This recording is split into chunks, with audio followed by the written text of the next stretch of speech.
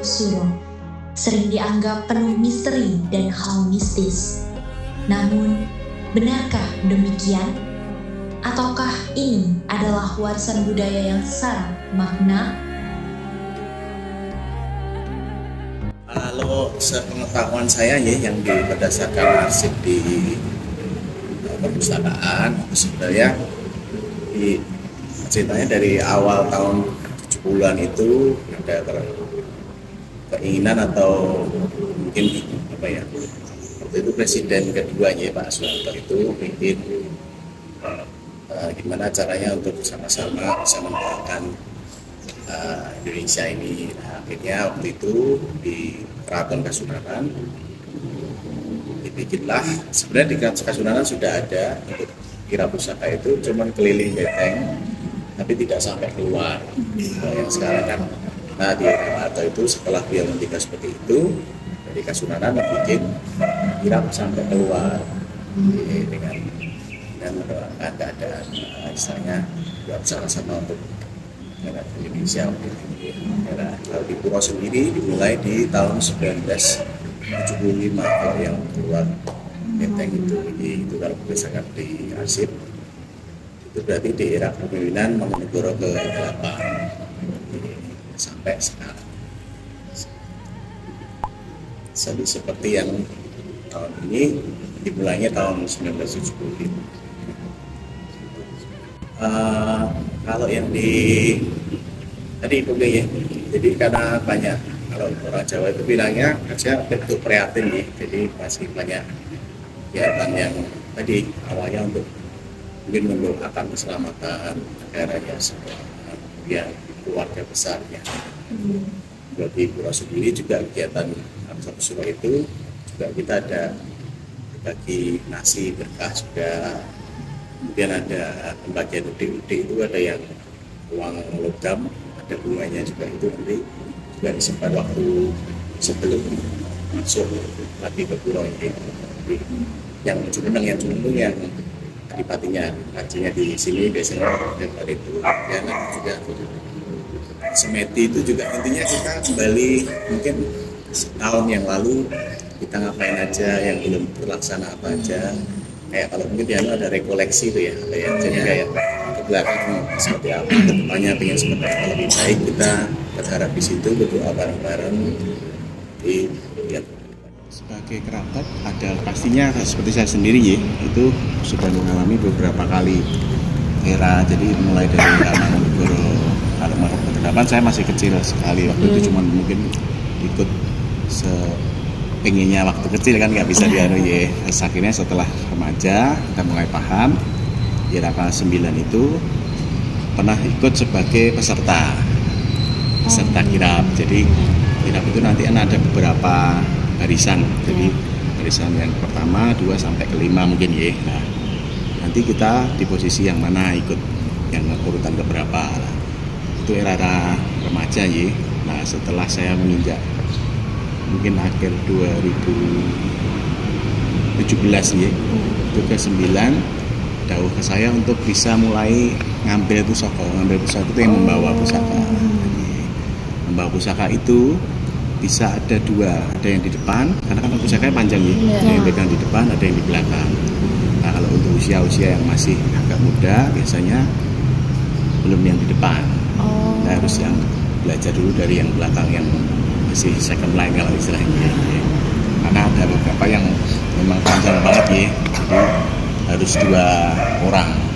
Ada yang nggak begitu fisik, nggak begitu berat ya. Jadi kalau yang mendapatkan tugas, tapi kalau untuk yang standar staf pusaka itu biasanya harus ada ya, jadi mungkin harus bersih ya.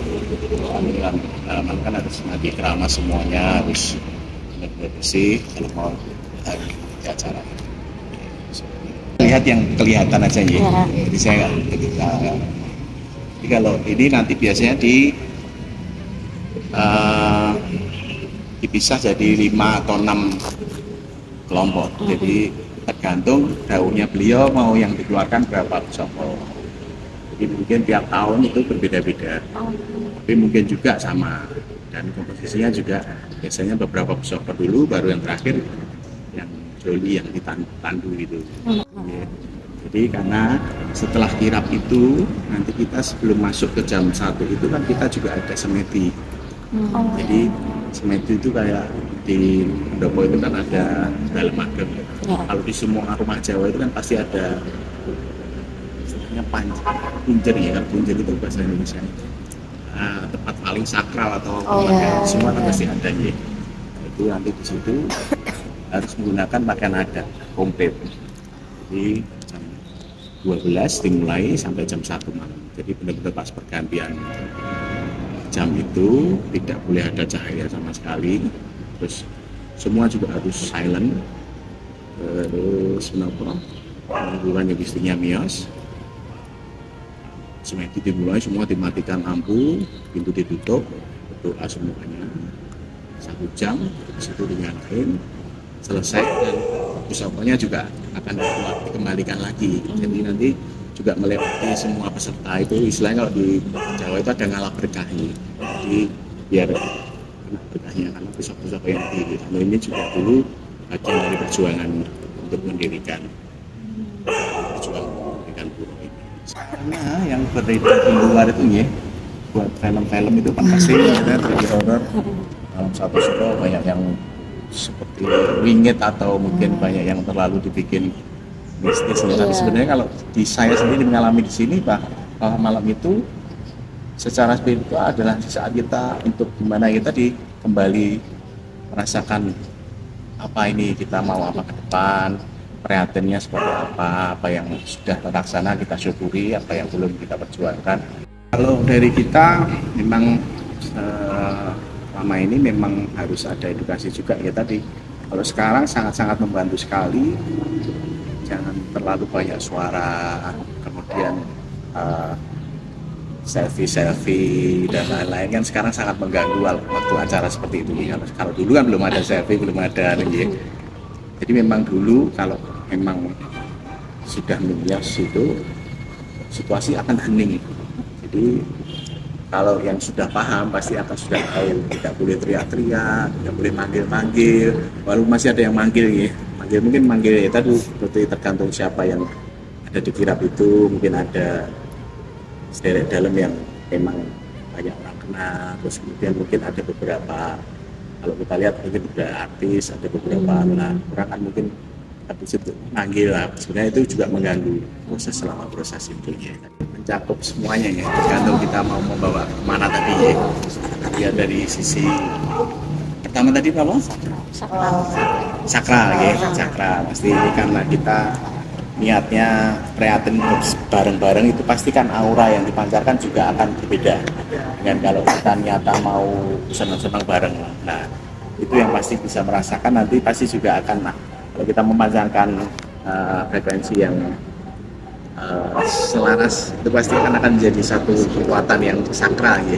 Jadi itu kita bicara masalah tadi aura yang dipancarkan. Jadi otomatis kalau yang merasakan semuanya niatnya sama, nanti pasti yang dihadiri itu pasti akan merasakan sakralnya. Itu semua dimatikan, niat semua hening itu kan akan menjadi sakralnya. Dan dari sisi budaya juga ini pasti akan menguri-uri budaya, melestarikan budaya dari leluhur-leluhur yang sudah dilakukan sebelumnya. Ya dari sisi mistis, nah ini tergantung tadi mas. Kalau panjang niatnya mau apa itu pasti nanti akan ceritanya beda-beda. Nah itu nanti sudut pandangnya akan luas sekali gitu. Malam Satu Suro bukan sekedar cerita mistis, tetapi juga cerminan nilai, tradisi, dan warisan budaya yang masih hidup hingga saat ini. Lalu, menurut Anda, angker atau menjadi makna?